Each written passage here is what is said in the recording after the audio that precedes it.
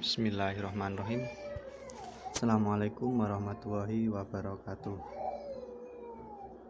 Terima kasih untuk waktunya. Di sini saya akan meneruskan presentasi yang kedua, yakni metode dan periwayatan hadis.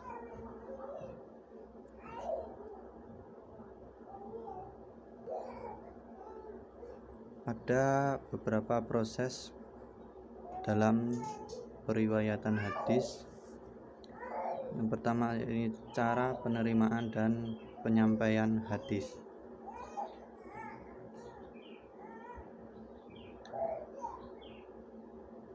Yang pertama itu as-sama' min lafzi syekh.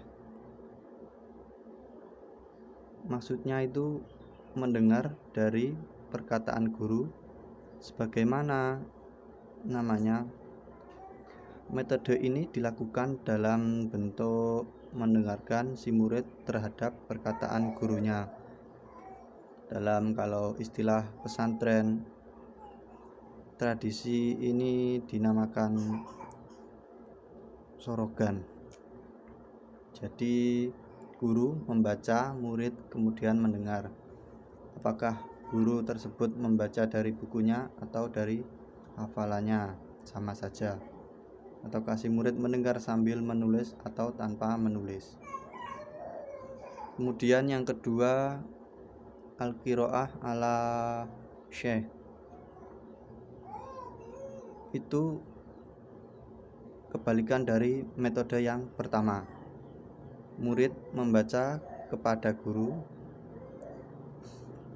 kemudian guru mendengarkan atau menyimak.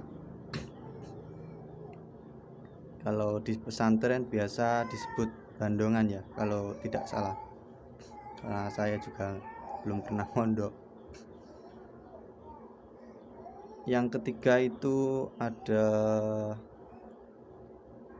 al-ijazah, yakni seorang guru mengizinkan seorang untuk menyampaikan sebuah hadis atau kitab.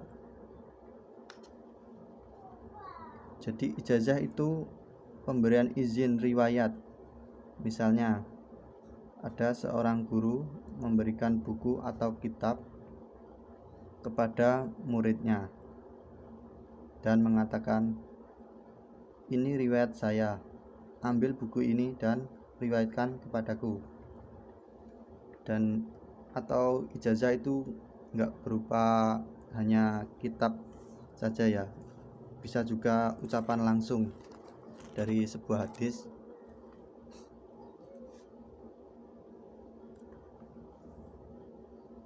Dan yang keempat adalah al-munawalah, yakni merupakan menyerahkan kepada seseorang bahan tertulis untuk diriwayatkan. Jadi al-munawalah itu seorang guru memberikan riwayatnya kepada muridnya berupa buku atau kitab. Kalau tadi ijazah berupa izin untuk meriwayatkan, maka dari itu ijazah bin munawalah saling berkaitan erat.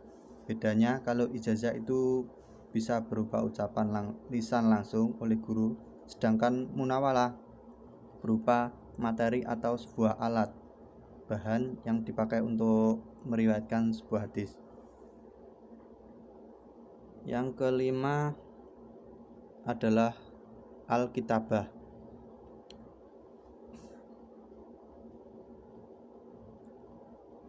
merupakan praktek periwayatan ketika seseorang menuliskan hadis kepada orang lain.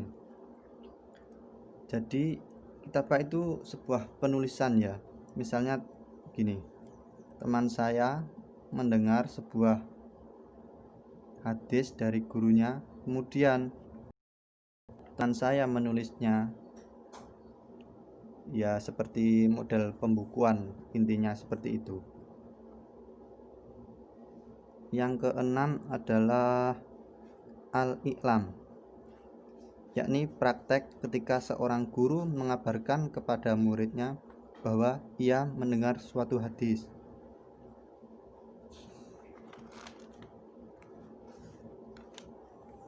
Maksudnya itu ketika seorang guru mendapat sebuah,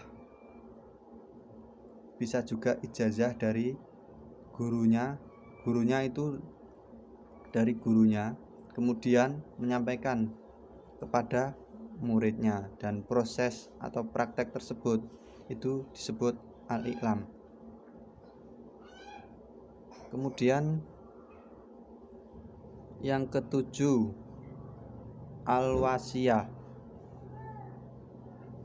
Al-wasiyah itu praktek periwayatan dengan bentuk mewasiatkan suatu kitab kepada orang lain tentang hadis yang telah diriwayatkannya. Misalnya, contoh ketika guru akan bepergian atau meninggal, memberikan kitab kepada muridnya, dan sebelum pergi atau sebelum meninggal berpesan kepada muridnya untuk meriwayatkan kitab-kitabnya. Dan pesan tersebut bisa itu dimaksud adalah wasiat atau wasiyah. Yang ke-8 adalah al-wijadah, merupakan ketika seseorang menemukan suatu tulisan orang lain yang di dalamnya terdapat sebuah hadis. Dan untuk al-wijadah ini mungkin dalam proses periwayatan hadis bisa diragukan karena sanadnya terputus. Kenapa? Karena yang dalam proses menemukan sebuah hadis itu tidak melalui ijazah ataupun al-munawalah. Baik.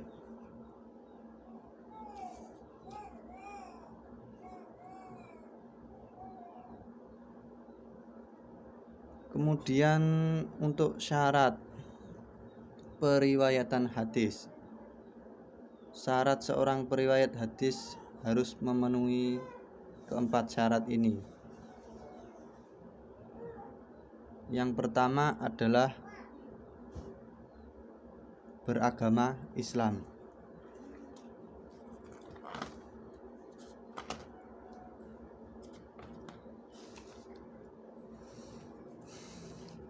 Pada waktu meriwayatkan suatu hadis, maka seseorang perawi harus benar-benar muslim, bukan hanya sebagai muslim sebatas KTP saja.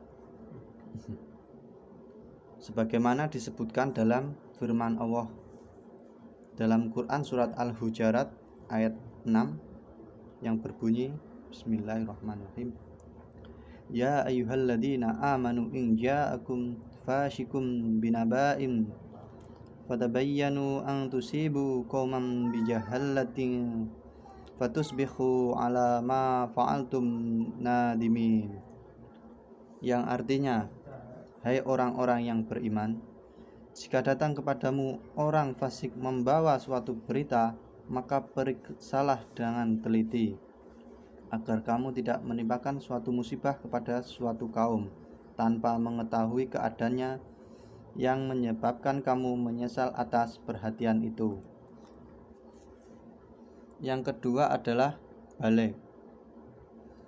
Untuk syarat penerima atau penyampai hadis itu harus baligh.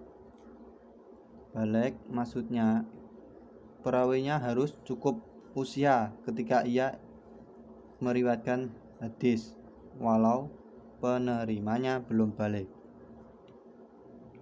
Untuk penerimanya itu biasa dalam istilah itu disebut at-tahammul ya. Jadi batas usia itu minimal kurang lebih 5 tahun.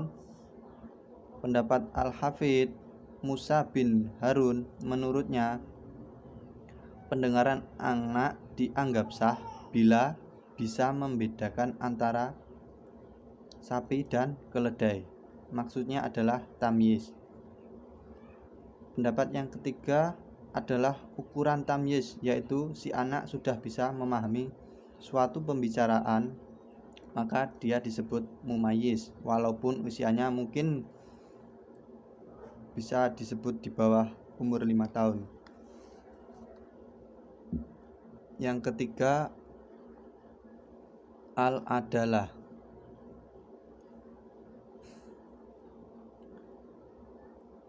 Yang dimaksud dengan al-adalah yaitu suatu sifat yang melekat pada jiwa seseorang, yang menyebabkan orang yang mempunyai sifat tersebut tetap takwa, menjaga kepribadian dan percaya pada diri sendiri dengan kebenarannya. Jadi orang yang mempunyai sifat ini cenderung selalu menjaga diri dari perbuatan yang kurang baik, misalkan menjauhi dosa-dosa kecil ataupun dosa besar, dan juga menjauhkan diri dari hal-hal yang mubah.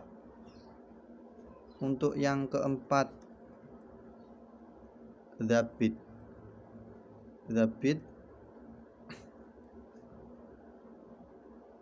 merupakan terikatnya kembali perawi saat penerima dan pemahaman suatu hadis yang ia dengar dan hafal sejak waktu menerima hingga menyampaikannya.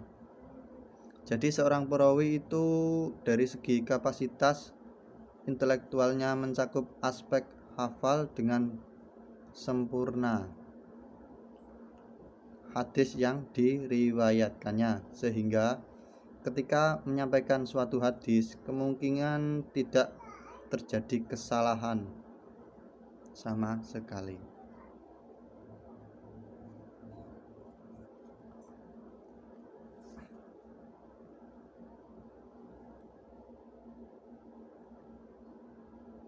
Lalu pertanyaannya, mengapa para ulama sampai sedetail itu ya merumuskan sebuah bentuk penerimaan atau penyampaian hadis?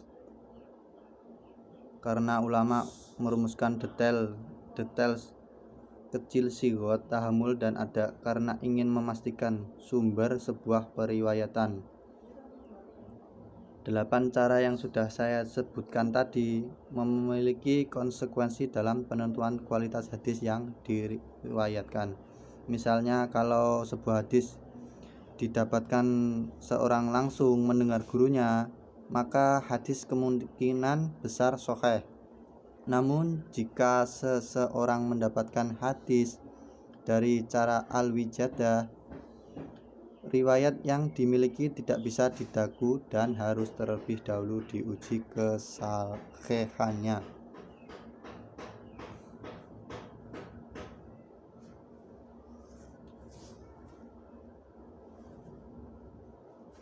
Sekian presentasi dari kami. Apabila terdapat kekurangan dalam penyampaian dan pembahasan, kami mohon maaf yang sebesar-besarnya.